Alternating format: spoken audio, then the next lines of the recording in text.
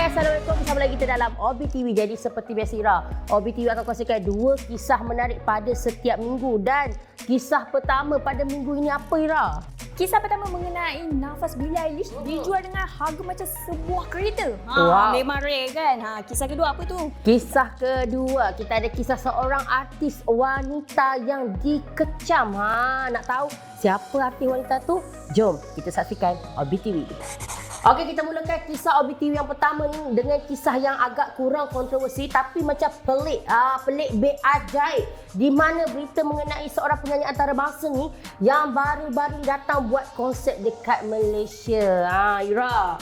Kejap-kejap. Biar saya teka. Teka. Ni mesti konsert Billie Eilish tu kan? Sebab dia baru je buat kan? Sebab saya pun pergi sebenarnya. Itulah Ira, sebab baru-baru ni dia mengadakan konsert The World Tour 2022 di Bukit Jalil pada 18 Ogos lalu. Memang ramai betul yang pergi. Saya memang tak sangka fan dekat Malaysia dia macam tu. Dan selepas adakan konsert di Malaysia, Billie Eilish kemudian fly pergi ke Singapura pula. Tapi kan Ira, ada tragedi yang pelik. Lain macam fan dekat Singapura ni. Ya, sebabnya ada seorang individu ni dia bertindak menjual udara dari konsert Billie Eilish. Lain macam si ada yang jual molekul udara ya, yang diikat dalam plastik pula tu. Itu rare. Betul tu. Menerusi laporan yang dipetik daripada Mothership SG, individu terbabit mendakwa udara yang dijual dengan harga 15,000 Singapore dollar atau kira-kira 48,000 itu diambil ketika Billie Eilish melangsungkan konsertnya dekat Singapura baru-baru ni. Udara yang diiklankan dalam aplikasi menjual beli itu dilihat berada dalam satu bungkusan plastik yang diikat dengan getah sebelum disimpankan dalam balang. Yalah, dia takut kok udara tu terkeluar ke apa ke tu yang simpan dalam balang pun. Betul tu. Dan individu itu mendakwa dia berdiri berdekatan dengan pentas. Dan sekaligus dia berjaya menangkap hembusan nafas Billie Eilish tu yang pasti tak pasti, saya tak pastilah. Memang unik dia ni. Itulah pantas betul dia ambil udara tu kan. Kata individu berkataan, saya berdiri sangat dekat dengan pentas dan berjaya menangkap hembusan nafas penyanyi itu dengan plastik. Bagi mereka yang terlepas konsert tersebut, boleh beli segera udara ini. Itulah, kalau jual satu plastik pun dah 48k. Kalau dibuat 10 bungkus ikat tepi macam mana tu Ira? Rasa macam dah boleh jadi jutawan ni. Itulah tu, dah lah harga dia macam sebuah kereta kan. Saya dah tahu lah, saya nak start buat bisnes jual udara artis pula. Wow, kita boleh jadi share partner lah. Boleh, jom. Okay guys, berita seterusnya Ira. Kalau tadi kita cerita pasal artis overseas, kali ni kita nak beralih kepada artis lokal, di mana orang kata seorang personality media sosial ni atau dikenali sebagai influencer dikecam teruk. Difahamkan Masha Mashita baru saja melancarkan single terbarunya bertajuk Simpanan. Dia memuat naik beberapa foto dan video lagu tersebut adalah tujuan untuk mempromosikan lagu terbarunya tu. Wow, dan difahamkan juga dalam video klip berkenaan Masha memakai 2 jenis pakaian, iaitu berwarna hitam dan merah jambu. Kalau korang tengoklah kan video klip tu, Masha memakai baju tanpa lengan berlubang di bahagian leher ni dan dipadankan dengan inner berwarna putih. Orang kata agak seksi tapi mungkin biasa je kan, betul tak? Betul tu. Dan susulan daripada tu, kalau tengok dekat ruangan komen tu, netizen kurang bersetuju dengan pemilihan pakaian yang dikenakan oleh Masha yang tak melambangkan imej seorang wanita berhijab. Dan ramai juga yang kecewa dengan pemilihan pakaian Masha yang jauh berbeza ketika awal pembangkitannya dalam industri seni. Ya, dan bukan tu saja Ira, sebenarnya kan dia juga dikecam sebab macam tak jaga batas pergaulan dengan model berbahasa Cina yang merupakan seorang pelakon dalam video klip Simpanan. Tapi kan Mika, saya dengar lah, tak tahu betul ke tak, tapi ini sebagai macam spekulasi lah kan. Dia kata pelakon yang dalam video tu sebenarnya pasangan dia, betul ke? Mana nak dapat gosip ni, sebab kita tak boleh lah buat gosip-gosip liar di sini, sebab kita pun tak tahu kan. Kita jangan mana-mana buat dakwaan. Tapi andai kata tu betul lah, macam awak cakap, rasa itu bukan tiket untuk kita bermesra-mesra, betul tak? Betul. Tapi yelah, saya baca komen je lah kan. Itu yang saya tanya tu. Nak kepastian. Okey guys, kita mulakan berita Obi TV pada minggu ini dengan cerita yang mengejutkan ramai pihak tau. Lama tak dengar cerita mengenai pelakon cilik yang cukup berbakat, iaitu Puteri Balqis. Tapi baru-baru ni Puteri Balqis kembali mencuri perhatian ramai apabila dia sekali lagi tampil dengan imej seksi di media sosial. Wow, sebab saya ada jugalah tengok kan imej tu. Mungkin dia nak share kan, tapi Pemegang anugerah pelakon wanita drama terbaik di anugerah skrin ke-18 itu dikatakan tampil berani memuat naik foto yang memakai crop shade berwarna biru untuk follower dia. Namun begitu, Baki telah menutup ruangan komen untuk mengelakkan mulut-mulut netizen ni, Ira. Betul tu. Tapi kenyataan terbaru daripada Puteri Balqis, dia memberitahu yang dia sangat mengemari sebuah jenama tempatan yang cukup dikenali dengan gaya streetwear. Dan baru-baru ni dia juga kelihatan terlibat dengan acara Kuala Lumpur Fashion Week 2022 sebagai model jenama Neonet. Dia tertarik dengan tawaran menjadi model dan lebih terbuka untuk menceburi bidang ini. Nampaknya memang dia passion sebenarnya, Ira. Betul tu. Kata pelakon ni lagi, Akish memang minat modeling. Lepas ni kalau ada peluang untuk berjalan di atas runway, memang Akish nak. Untuk modeling hari ni, Akish ambil inspirasi daripada supermodel Naomi Campbell katanya. Wow, memang pelakon serba boleh lah, sebab saya memang tengok daripada kecil dia memang sangat berbakat besar. Bukan saja boleh berlakon, nanti boleh catwalk juga. Mungkin lepas ni dia dah boleh menyanyi, mana dah tahu, Ira kan. Betul tu. Inilah orang panggil versatile. Gitu. Tapi kan berbalik kepada kontroversi mengenai penampilan seksinya itu, dia mengambil keputusan untuk tidak memberi sebarang respon. Malah postingnya dekat media sosial pun dia tutup ruangan komen tu. Tapi bagi saya kan, Ira, sebab dia masih muda lagi, kita doakan yang terbaik. Mungkin lepas ni dia bertambah menjadi baik, dia tahu kan. Jadi kita jangan kecam-kecam, jangan kecam-kecam anak orang. Kecam diri sendiri.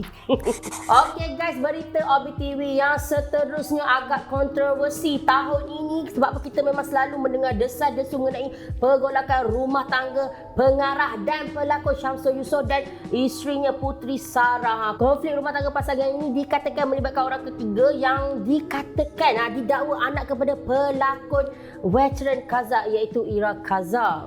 Ya, berita melibatkan rumah tangga Syamsul Yusof dan Puteri Sarah ni memang mendapat perhatian ramai tau. Terbaru ada berita difahamkan Ira Kaza ditahan Jabatan Agama Islam wilayah Persekutuan Jawi. Betul ke, Bika?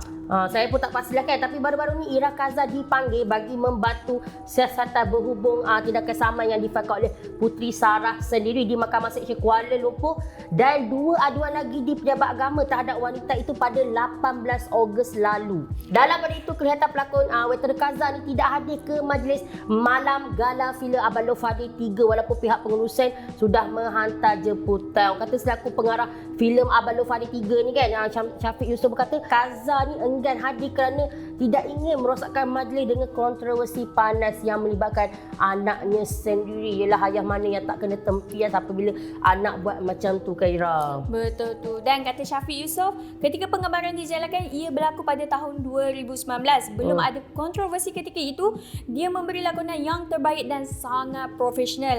Saya beri tawaran kepada Kaza kerana saya mahu pelakon veteran yang mempunyai elemen komedi dan boleh melakukan aksi pertarungan. Yelah, siapa je tak kenalkan pelakon Kaza ni, sebab dia macam memang semua benda dia boleh buat. Dan dalam pada itu kan, anak kepada Datuk Yusof Aslan ni menegaskan dia tidak mempunyai masalah dengan Kaza dan bersikap profesional dalam urusan melibatkan kerja. Alhamdulillah. Sebabnya setiap masalah tu kita selesaikan dengan cara baik dan profesional lah kan. Tak melibatkan sebarang urusan peribadi dengan kerja, betul tak? Dan kami di OBTV mendoakan agar masalah dan kemenung ini dapat diselesaikan dengan baik bagi kedua-dua pihak, insyaAllah. Baiklah guys, kita mulakan dengan kisah yang pertama. Macam Pika cakap tadi, kisah melibatkan Jananik. Siapa lagi tak kenal Jananik, seorang artis selebriti, pelakon, pengacara, penyanyi, semuanya dia. Tapi artis Jananik ni sepertinya tak pernah kering daripada kontroversi. Setuju tak, Bika? Betul. Dan baru-baru ni, kalau anda tak tahu, kita kongsi tahu Jananik berdepan dengan penyakit bipolar disorder dan masih dalam rawatan dengan mengambil beberapa ubat-ubatan antidepresan untuk penyakitnya itu.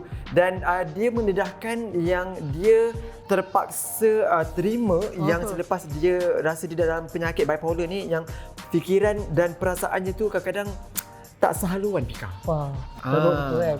Dan sebenarnya bukan tu saja, Pai. Dia terpaksa berhadapan dengan situasi di mana dia sering terdengar suara dan bisikan yang mengganggu hari-hari dia. Kira macam tak tenang dia. Dan ekoran daripada itu, ada segelintir pihak yang mendakwa dirinya sekadar memancing belas kasihan, Bika. Dan bagaimanapun Jananik menegaskan dia tidak menggunakan penyakit mental dia untuk menagih simpati daripada netizen. Jadi tolonglah jangan buat andaian dan tuduhan tidak berasas sebab anda tidak berada di tempat jana ni. Betul tak, Pes? Betul, setuju. Kalau kata Jana Nik nak tagih simpati pun dia nak tagih simpati untuk apa? Untuk apa, betul. Kan, betul tak?